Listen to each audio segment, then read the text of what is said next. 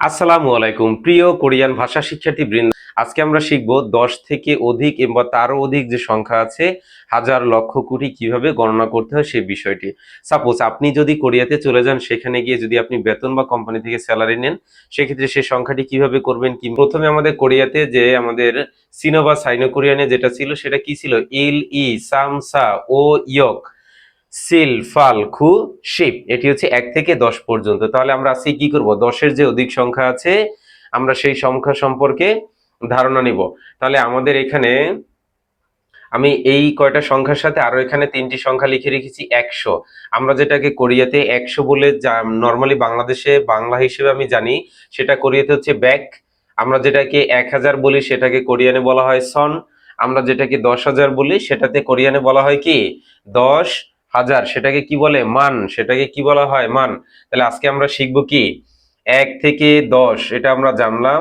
আমরা শিখবো 10-এর পরবর্তী সংখ্যা। কোরিয়াতে দ্বিতীয় সংখ্যার যে গণনাগুলো রয়েছে তার ভিতরে ক্রিটিক্যাল হচ্ছে কি 11 থেকে 19 পর্যন্ত। এই দুইটি জিনিস, এই 9টি সংখ্যা খুবই ক্রিটিক্যাল, 11 থেকে 19 সংখ্যা। তাহলে আমরা যেভাবে বাংলাদেশে 11 বলে থাকি, তারপরে হচ্ছে 12, তারপরে হচ্ছে 13, এভাবে করে আমরা যদি 19 পর্যন্ত যাই তাহলে কিন্তু আমাদের প্রত্যেকবার কিন্তু চেঞ্জ হয়। প্রথমটা 11 ছিল, পরেরটা হয় 12, পরেরটা 13, এক একবার করে চেঞ্জ হয়। কোরিয়াতে ঠিক একই সংখ্যা, যেমন আমরা যদি বাংলাতে এভাবে বলি যে 11 কিভাবে হয়, যদি আমরা যেভাবে গণনা করি 1 10 যোগ 1, তারপরে কত হয় 11, 1 10 যোগ 1 11। কোরিয়াতে কিন্তু এভাবে নয়, কোরিয়াতে হবে, আমরা 10কে কোরিয়াতে কিভাবে চিনি, 10কে আমরা কি বলি কোরিয়াতে, শিপ। তারপরে কি আছে এক, এককে আমরা কোরিয়াতে কি বলি, ইল। তাহলে আমার এখানে কোরিয়াতে আমরা 11 যে উচ্চারণটি সেটি কি কি হবে, শিপ ইল, শিপ ইল। তাহলে আমরা যেটাকে বলি 1 10 যোগ 11 কোরিয়াতে সেটিকে কি হবে, শিপ ইল। তাহলে আমাদের যদি বাংলা হিসেবে আমরা যেটাকে 11 তারপর হচ্ছে 12, এখানে কিন্তু চেঞ্জ হয়ে গেল। কোরিয়াতে যদি আমি 12 বলতে যাই, বাংলা এভাবে হবে 1 10 যোগ হচ্ছে 2, তাহলে কত হবে 12। কোরিয়াতে এটি হবে 10 মানে হচ্ছে শিপ, আমরা জানি শিয়ত অ বিয়োগ কি হয়, শিপ। তাহলে কোরিয়াতে এটি কি হবে, শিপ ই, ই মানে কি 2, তাহলে শিপই কি 12, শিপই কি হয়ে গেল 12। ঠিক সেম একই ভাবে যদি পরবর্তীতে আপনি লিখেন শিপ সাম 13, শিপ ছা 14, শিপ ও 15, শিপ ইয়ক 16, শিপ সিল 17, শিপ ফাল 18, শিপ খু 19। তাহলে আমরা কি হলাম, 11 থেকে 19 যে 9টি সংখ্যা আছে আমরা সেই সংখ্যাটি কি শিখলাম। তাহলে আপনারা 11 থেকে 19 যে সংখ্যাটি রয়েছে প্রত্যেকটি সংখ্যার প্রথমে কি হবে, শিপ। পরবর্তী যে আপনারা ইল, ই, সামসা ছিল শুধু সেটা যোগ করে দিবেন। যখন 19-এর পরে যে সংখ্যাগুলো রয়েছে আমরা যদি সেটি কাউন্ট করতে যাই, যদি এখানে থাকে যে ধরুন সাপোজ 31, এটিকে আমরা বাংলা ভাষায় কি বলি 3 10 1, কত হয় 31। তাহলে আমার এখানে এটিতে কোরিয়াতে কি হবে, বাংলায় হয় কি 3 10 যোগ 1, 3 10 1 31 যোগ না বললেও চলে, 3 10 1 31। কোরিয়াতে কি হবে আমরা জানি কি শিপ কি 10, তাহলে আমরা বলবো কি 3 কি বলা হয় সাম। তাহলে সাম শিপ ই ইল, সামশিপ ইল। তাহলে এটি কি হবে 31।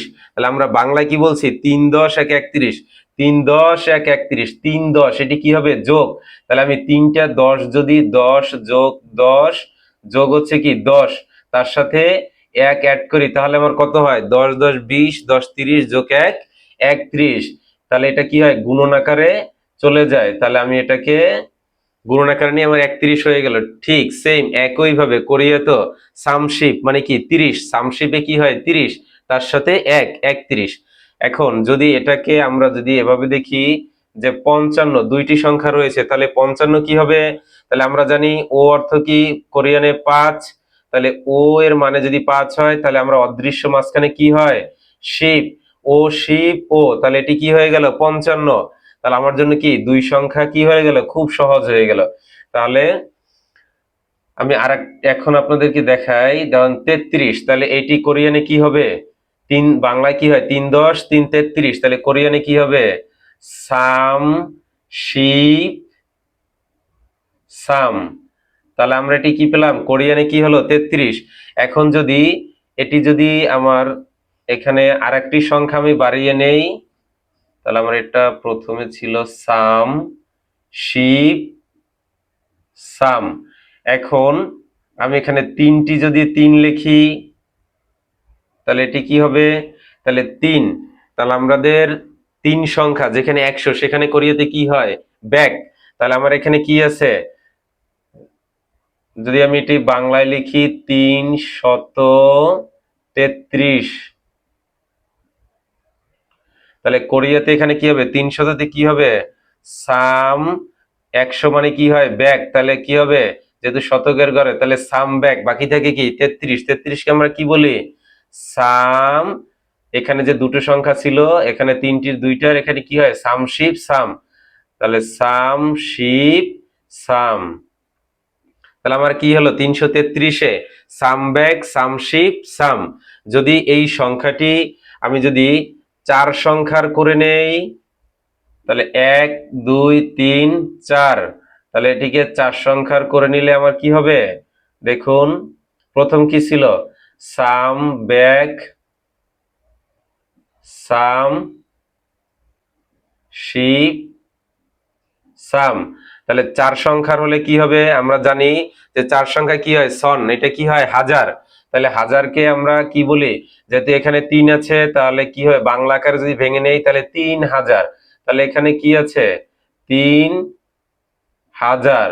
তারপরে আছে কি 300, তারপরে কি আছে 33। তাহলে আমরা এখানে বাংলায় পেলাম। যদি এটিকে আমি কোরিয়ানে এটিকে লিখি, তাহলে কি হবে, প্রথমে আমার বাংলায় কি ছিল 3000, তাহলে কোরিয়ানে কি হবে, সাম সন। সন অর্থ কি হাজার, পরে কি আছে 300, তাহলে 300 আমার এখানে দেওয়া আছে, সাম ব্যাক, আমি এখানে লিখে নিলাম সাম ব্যাক। পরে কি আছে 33, 33 আমার এখানে লেখা আছে সাম শিপ সাম, তাহলে সাম শিপ সাম। তাহলে আমার কি হয়ে গেল, 3333, সামসন সামব্যাক সামশিপ সাম। তাহলে খুবই সিম্পল ব্যাপার। যদি এখন এই সংখ্যাটি আরো একটি সংখ্যা আমি বাড়তি করে লিখি, তাহলে 1 2 3 4, আর একটা সংখ্যা কি হয়ে গেল 5। তাহলে যখনই আপনার 4 সংখ্যা ক্রস করবে, তখনই আমাদের কি করতে হবে, একটি টেকনিক অবলম্বন করতে হবে। কারণ 4 সংখ্যা আমাদের কি হয়, 1000 থেকে 9000 পর্যন্ত। যখনই 10,000 হয়ে যাবে, তখন কিন্তু 4 সংখ্যার সাথে 10-এর কারণে আরেকটি সংখ্যা কি হলো, অ্যাড হলো। তাহলে আমাদের একটি টেকনিক অবলম্বন করতে হবে। প্রথমে আমাদের ডান পাশ থেকে 1 2 3 4, 4 সংখ্যা বাদ দিয়ে এখানে একটি কমা দিয়ে দিলাম।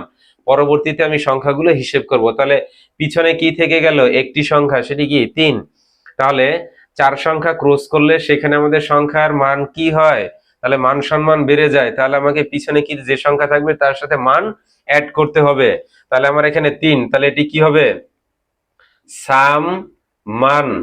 পরে কি আছে 3333, তাহলে 3000 আছে, 3000 কি হবে, সাম সন।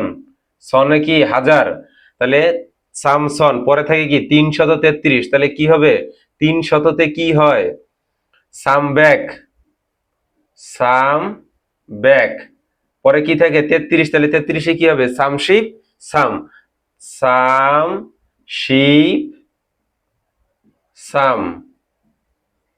অনেক সহজ, যদি আপনি এটি খেয়াল করে পড়েন, যেহেতু আমি ভেঙে ভেঙে দেখাচ্ছি যাতে আপনারা খুব সহজে এই জিনিসটি বুঝতে পারেন। তাহলে কত হলো, সাম্মান সাম্মান সামসন, সাম্মান সামসন। তাহলে 33,333, তাহলে সাম্মানে কত হলো, এখানে 3000, সামসনে কত হলো, আবার 3000। তাহলে পরে কি হলো, সাম ব্যাকে 300, সামশিপ সাম 33, তাহলে 33,333। আরেকটি বিষয় হচ্ছে, অনেকেই বলে থাকেন যে আসলে আমি কিভাবে যে আমাদের যে ইয়াটি রয়েছে, জন্মসালটি আমরা কিভাবে বলবো। যদি আমি এটিকে 2000 ধরুন 5, একজনের জন্ম বা বার্থডে হচ্ছে 2005 সালে, এটিকে আমরা কিভাবে বলবো? তাহলে আমরা জানি যে চার সংখ্যা, একের পরে যদি বা দুইয়ের পরে তিনের পরে এখানে যদি তিনটে সংখ্যা থাকে তাহলে সেটি কি হয়? হাজারের সংখ্যায় চলে আসে।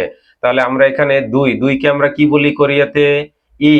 তাহলে হাজার, তাহলে কি হবে? হাজারে কি হয় কোরিয়াতে? সন, তাহলে ই সন। পরে থাকে কি? 5।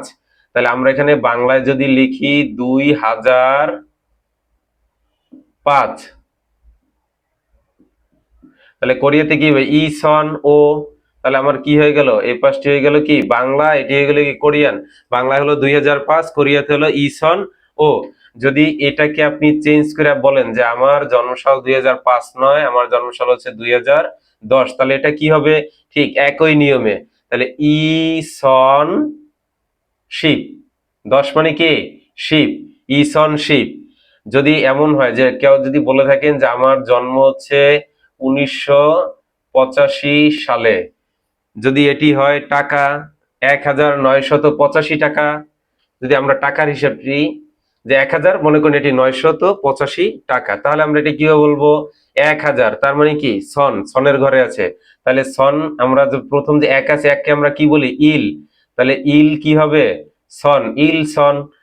আমরা পেয়ে গেলাম কত? 1000, তারপরে থাকে কত? 985। তাহলে 900কে শতকে কি হয়? ব্যাক। তাহলে 900তে কি হবে?